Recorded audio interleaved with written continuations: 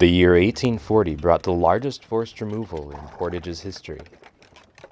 The Fox, Wisconsin carrying place served as the designated assembly point for the journey west to the Iowa neutral ground, as well as a launching point for military units.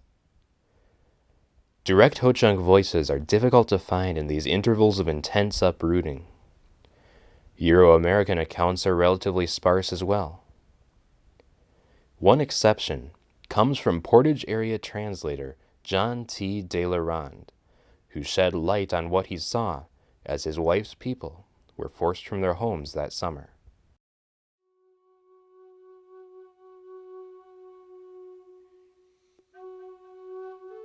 In 1840, the troops came to Portage to remove the Winnebago Indians. A part of the 8th Regiment of Infantry under the command of Colonel Worth, and a part of the 5th Regiment of Infantry under General Brooke, with General Atkinson as Commander-in-Chief. There were 3 interpreters employed by the government: Antoine Grignon, Pierre Meneg, and myself. Meneg was sent after Yellow Thunder and Black Wolf's son, inviting them to Portage to get provisions. But instead of that, as soon as they arrived, they were put into the guardhouse with ball and chain, which hurt the feelings of the Indians very much, as they had done no harm to the government. The general had understood that they were going to revolt, refusing to emigrate according to treaty stipulations. But as soon as Governor Dodge came here, they were released. They all promised faithfully to be at Portage ready for removal in 3 days, and they were all there the 2nd day. There were 2 large boats in which to take down such of the Indians as had no canoes. Antoine Grignon and Pierre Meneg went down with the boats.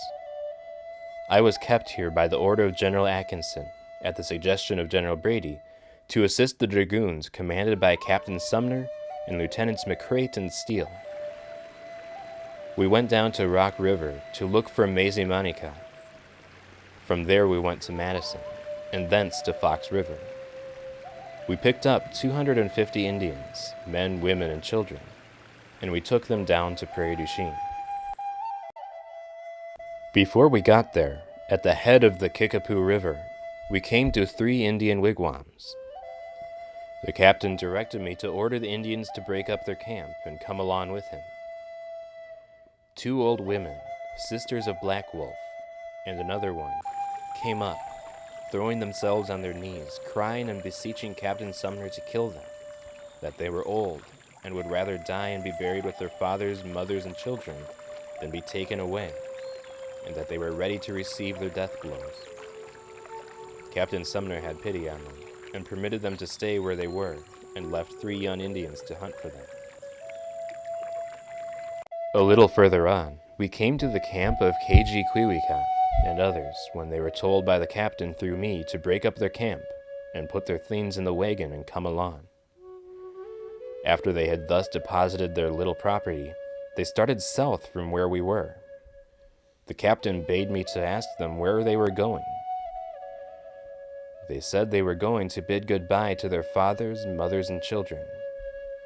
The captain directed me to go with them and watch them, and we found them on their knees, kissing the ground and crying very loud where their relations were buried. This touched the captain's feelings, and he exclaimed, "Good gracious, what harm could these poor Indians do among the rocks?"